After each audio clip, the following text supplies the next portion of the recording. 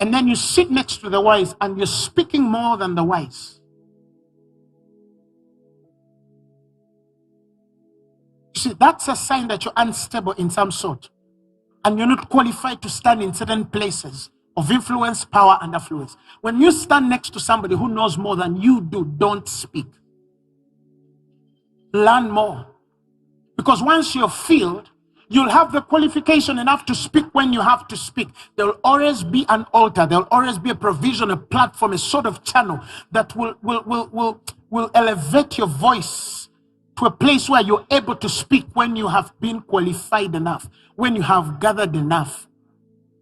But you see, some of you don't even have a place of gathering. You just have a place of speaking and speaking and speaking and speaking. You're sowing seeds in places where they're not needed because they're not beneficial.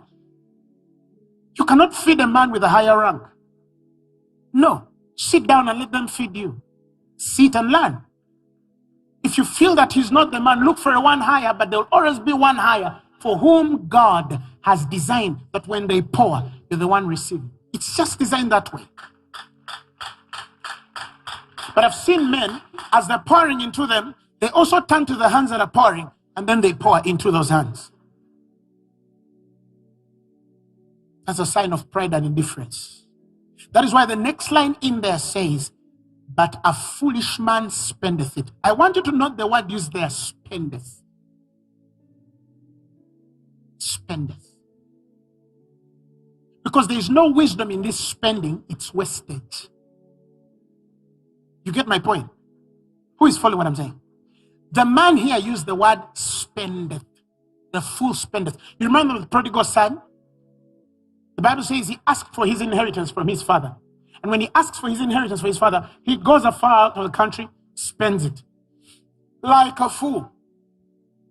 And then when he spends it like a fool, he go to a place where he lost it all, that he started eating the pods of pigs. And then he says, oh, but in my father's house, actually even the servants eat better. This man had to go back to his father's house. Not as a son. He thought in his head he was going to go back as a slave, because at least the slave in his father's house was more advantaged than he was. That is a man who spent as a fool. And God says, if you don't know how to connect to your destiny helper, every moment you did not receive, you spent foolishly. You call that which was holy common. And the Bible says in Proverbs verses 20-25, he says, it is a snare to the man who devoureth that which is holy and afterward vows to make inquiry. You're the same person who is wasting what is holy, who is destroying what God has designed in your life for your advantage. And you're the same man going to stand a plea before God and ask him for a blessing that you wasted in the destiny helper God had anointed for you for your advantage. He does not work that way.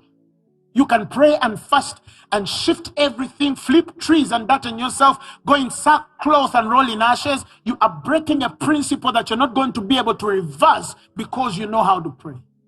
This is not a realm of prayer. This is a realm of wisdom. Don't spend foolishly when opportunity comes before you.